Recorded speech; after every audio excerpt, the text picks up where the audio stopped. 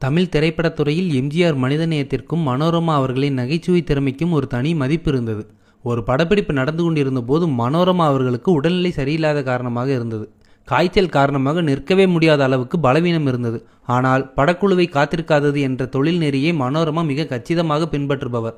அதனால் அவர் காய்ச்சலுடன் படப்பிடிப்புக்கு வந்துள்ளார். அது தெரியாமல் எம்ஜிஆர் வழக்கம்போல் செட்டுக்கள் வர மனோரமா முகத்தில் இருக்கும் சோர்வையும் நடுக்கத்தையும் அவர் உடனே கவனித்து விட்டார். கண்களை உயர்த்தி பார்த்து மெதுவாக கேட்டார், மனோரமா, நீங்க சுகமில்லை போல் இருக்கிறதே, ஏன் வற்புறுத்தி வந்திருக்கீங்க என்று கேட்க, அதற்கு மனோரமா சிரிக்க முயற்சி செய்து, எம்ஜிஆர் சார், யாருக்காகவும் படப்பிடிப்பு நிற்கக்கூடாது, அதனால் தான் வந்துட்டேன் என்று சொல்லினார்.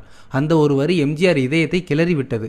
உடனே அவர் இயக்குனரை அழைத்து வந்து, மனோரமாவுக்கு ஓய்வு வேண்டும், அவருக்கு உடல்நிலை சரியில்லை, இந்த காட்சியெல்லாம் நாளைக்கு மாற்றுங்க, முதலில் அவருக்கு சிகிச்சை கொடுக்கணும் என்று உறுதியாக சொன்னார்.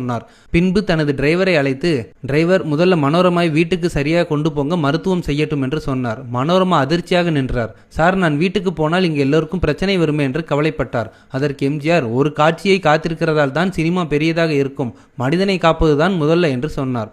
அந்த ஒரு வசனம் மனோரமா வாழ்க்கை முழுவதும் மறக்க முடியாததாக இருந்தது. பின்னர் பல இடங்களில் அவர் சொன்னார், எம்ஜிஆர் சார் ஒரு நடிகர் இல்லை, மனிதருக்கும் மேலான மனிதர் என்று.